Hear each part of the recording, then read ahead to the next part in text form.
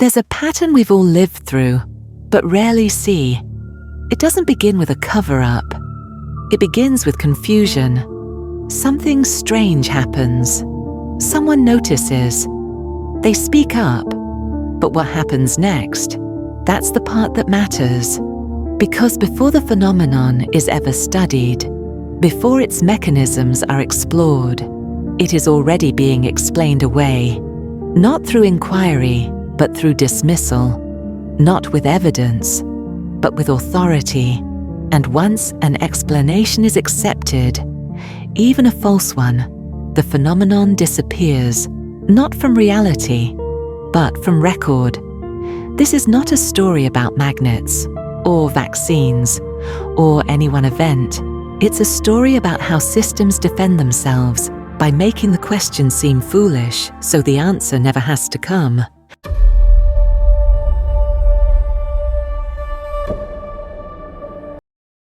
In May of 2021, thousands of people around the world began uploading strange videos. They showed coins sticking to their skin, small magnets clinging to the site where the vaccine had been injected. It wasn't everyone. It wasn't universal. But it was happening. Enough to raise eyebrows. The response was immediate and absolute. That's not happening. There's no magnetic material in the shot. This is misinformation. Case closed. But the observation itself, it didn't disappear. Not because people were craving attention, not because they misunderstood science, but because something physical had happened, and the body, not the headlines, was trying to tell the truth. Maybe the skin wasn't magnetized. Maybe it was something else.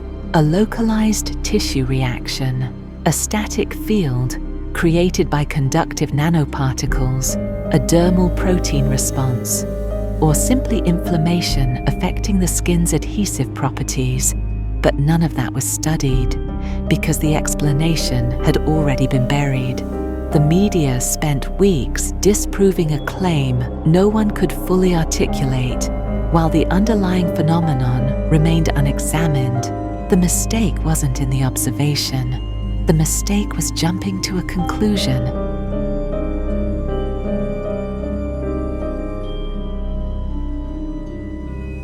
The same thing happens elsewhere.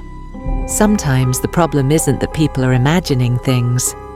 It's that they're seeing something real, but the system is fixated on proving them wrong about how it works. Years ago, Kim Kardashian faced rumors that she'd gotten butt implants.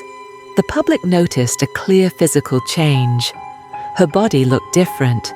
The proportions had shifted. She denied it publicly and went as far as getting an X-ray to prove there were no implants. And sure enough, the X-ray showed nothing.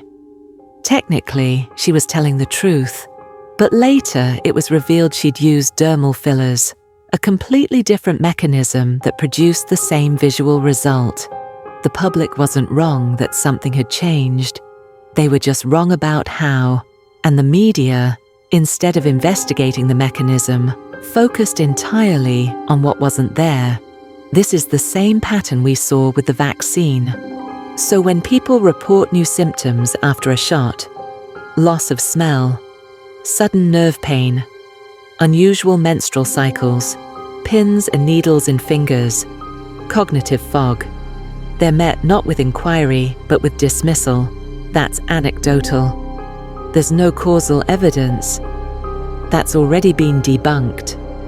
But anecdote is where data begins, and absence of proof is not proof of absence, especially in a system that often stops looking once the narrative is secured, and especially when some of these effects are now documented in peer-reviewed literature.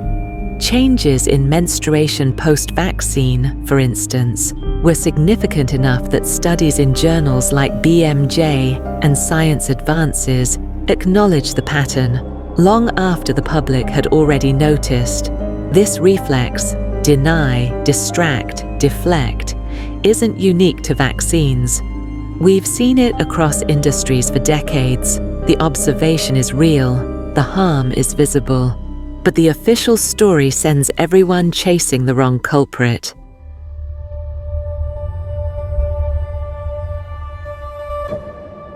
In 1996, TWA Flight 800 exploded in midair just 12 minutes after takeoff. The tragedy killed all 230 people on board. Almost immediately, witnesses came forward. They described seeing something shoot upward toward the plane. A flash of light, a streak, a missile. The public formed a theory. The plane had been shot down. By accident. Or worse, on purpose. And federal investigators responded quickly and aggressively. There was no missile. There was no bomb. There is no evidence of foul play. Technically, they were right. The final cause was a spark in the center fuel tank, triggered by faulty wiring. But what went unexamined was the deeper question. Why did the tank explode at all? Why did design flaws go unaddressed? Why was the wiring system so vulnerable? The missile theory, outlandish, attention-grabbing, became the perfect shield, because once that explanation was debunked, the public stopped asking questions, and the real issue, preventable mechanical failure, faded into the background. However, what if the public saw something real? What if the streak in the sky was a missile, and the whistleblowers are telling the truth? The 2013 documentary TWA Flight 800 directly challenges the official narrative, featuring former investigators who claim the truth was covered up.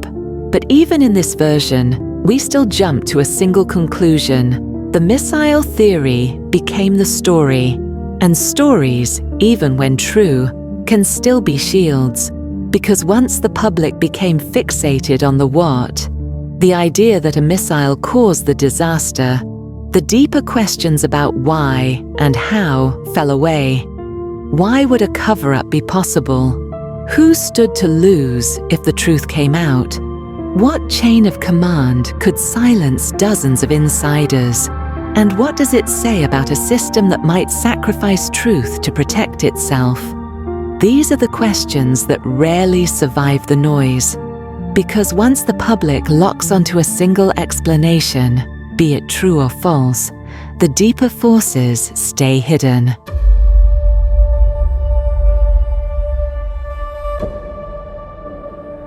On the morning of December 7th, 1941, Japan attacked Pearl Harbor. More than 2,400 Americans died. The nation was shocked, outraged, caught completely off guard. The public wanted to know, how could this have happened? And the answer they were given, we didn't see it coming. There was no warning. It was a surprise attack. And technically, that was true. The attack itself wasn't predicted, but decrypted communications had already revealed Japan's intentions. Military officials knew hostilities were imminent. Some even suspected Pearl Harbor as the target. Still, no orders were sent. No reinforcements mobilized. No preparations made. The surprise narrative became the shield. Because if the public believed no one knew, then no one was responsible. The mistake wasn't that the attack happened. The mistake was that they let it. And the easiest way to hide that, let the public accuse you of being caught off guard, then prove that you weren't asleep, just looking in the wrong direction.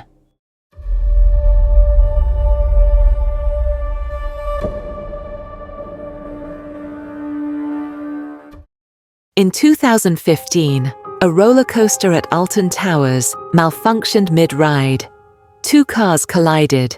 Several people were seriously injured, including a young woman whose legs were later amputated. The public response was swift. Operator error, they said. Someone must have pressed the wrong button. Human mistake. And the company leaned into it.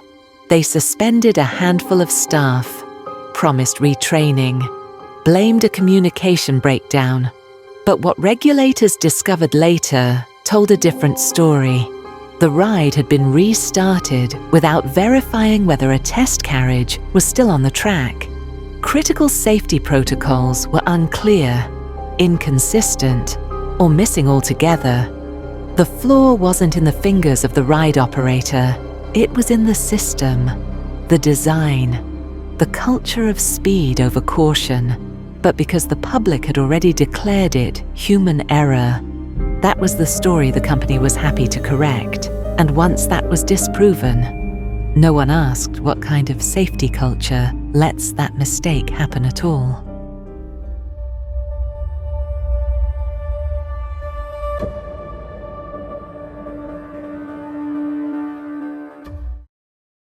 In the early 2000s, American students began falling behind in global rankings. Reading, math, science. The response? No Child Left Behind in 2001, and then Race to the Top in 2009. Both pushed the narrative that bad teachers were to blame. The solution? High-stakes testing, teacher surveillance, and school closures. But inside the system, everyone knew the truth. Curricula were being stripped of creativity and critical thinking. Underfunded schools were pitted against each other.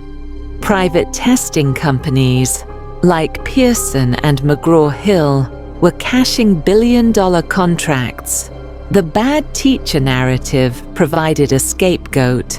Meanwhile, systemic rot, standardized, commodified, and corporatized, was protected from public scrutiny.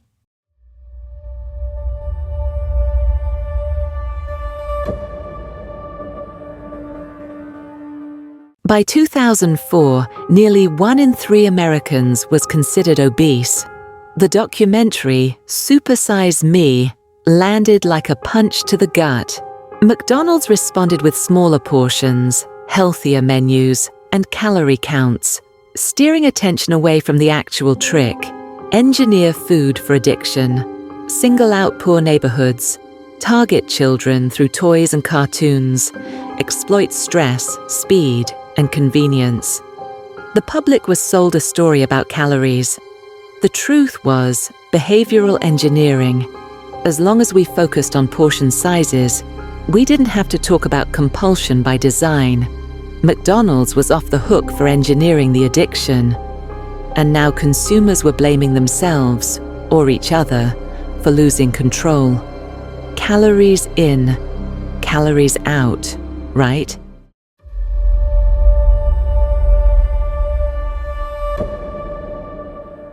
In 2016, iPhone 6 users started reporting screen glitches and loss of touch response. A grey bar would flicker, the screen would freeze, touch became erratic. Tech bloggers called it touch disease. Again, jumping to conclusions always provides an opportunity. Apple stayed quiet.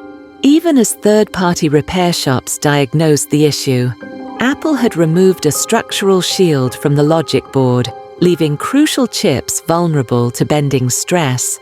The fix? A quiet hardware revision in the next model. No public apology, no recall. The explanation, a software bug, was allowed to spread, but the root cause, a known engineering flaw, never made it into the headlines. The flaw was mechanical. The excuse was digital. And the trust? Quietly patched, just like the phone. So when people post videos of magnets sticking to their arms, or describe strange nerve sensations weeks after injection, or say their smell never returned, even though they never had the virus, maybe it's not about being right or wrong. Maybe it's about what isn't being asked. There's no evidence that the skin was magnetized, but even unexplained responses deserve physiological study, especially in real-time population-scale rollouts. Otherwise, the system risks appearing dismissive, even when it's right. What if something is happening under the skin? A localized inflammatory response, immune cross-reactivity with neural tissue, Lipid nanoparticles accumulating where they shouldn't. Long-term dysregulation of sensory pathways. These aren't conspiracies, they're biological possibilities, and we'd know more if we were allowed to ask. Science isn't the enemy here, but sometimes the story we're told in the name of science serves a different master. When institutions deny what people are living through, they don't just dismiss symptoms, they erase the first step toward understanding. And in that silence, real harm can hide. Unstudied, unspoken, unaccounted for. To admit we don't know yet is not anti-science, it is science. Because once an explanation becomes a distraction, it becomes something worse, a shield.